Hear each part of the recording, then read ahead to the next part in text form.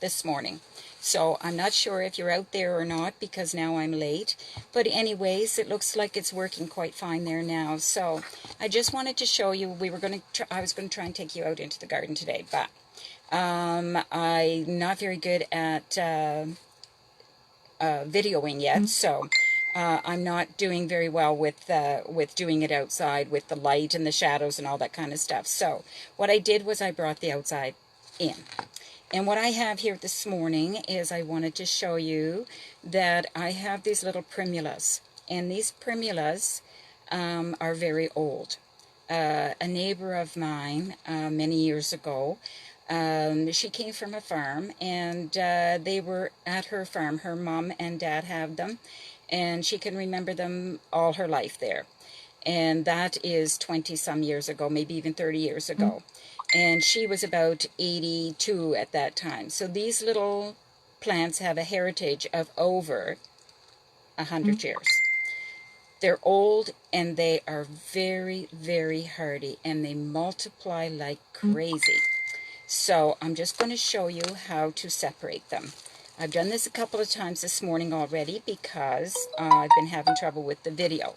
So what I'm going to do is I'm just going to see if I have enough material left here to show you how to separate them.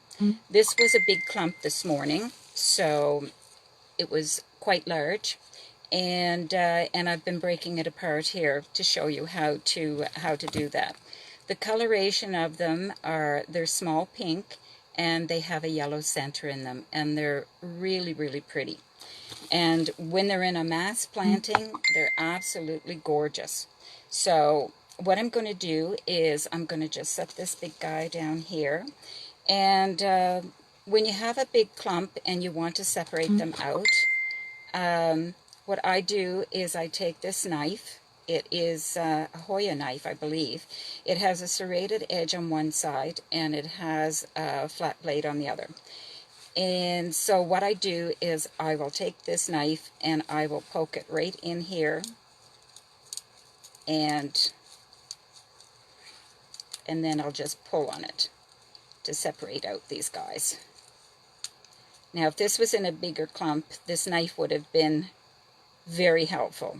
Right now, because this clump is getting smaller as we go, what I would do is use this other little tool that I have. Now, this one here seems to have two little crowns. I don't know if you can see that or not, but there's two little crowns here. I don't think I will separate out those ones, but what I am going to do is I'm going to take up a bigger clump here. This one here has quite a few little clumps. So what I'm going to do is I'm just going to use my little fork, and I'm just going to tease that out of there. And then you can see that these two are together in this little clump.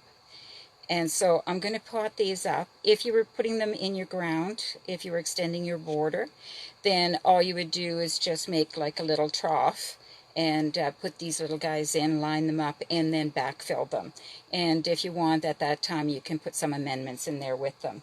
But I've got little pots here. You don't have to buy pots. We have lots of containers that we buy our food in, so you can save these up and use these. So I'm just gonna, I have some of my Pro Mix in here, but I'm going to just add a little bit of the soil.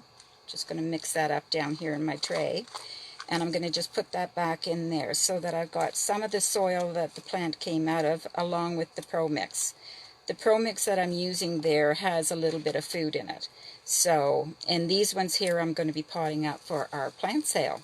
So, so I'm just going to make a little, like I do with everything that I do up, is I make a little wall on one side, and I tap down the soil so that there is, I know that there's no hollows in there. So I'm just going to take this little clump, and I'm going to just put the roots, tuck the roots so that it's lying on, the roots are down and the crown is at the top of this soil here. And then I'm going to backfill it. On this side, there's a rock. There we go. And then I'm just going to take it and kind of push it over a little bit and make sure that if there is any little roots here, I'm just going to tuck those down. These are quite shallow roots anyways, and then I can just backfill that like that. And then of course make sure that you're tucking them in. And this is an old blossom from last year, so I'll take that off. And so there's your little guy right there. Now, if you were doing this for your own garden and you just wanted to do an extension of the border that you have, then once you've got them separated out, you don't have to separate them too much, because once you've separated them a little bit, then you can just, like I said, make a little trough, and then you can just pop this in and backfill it. And these grow really, really well. And now maybe some of the newer varieties of primula don't do that, but if you can get to a garden club sale, a lot of the garden club plants that you get are usually really old varieties, and you don't find them in the garden centers, because they're there for the new of, you know, the proven winners, that kind of stuff. Not that those plants aren't good, but if you want something that's tried and true, there's a lot of plants that you can find in a garden club sale in your local area that you can't find in a garden center. So this is Dawn Westaver, and that's primulas, separation, and potting up. So thanks very much. Take care and stay safe. Thank you. Bye-bye.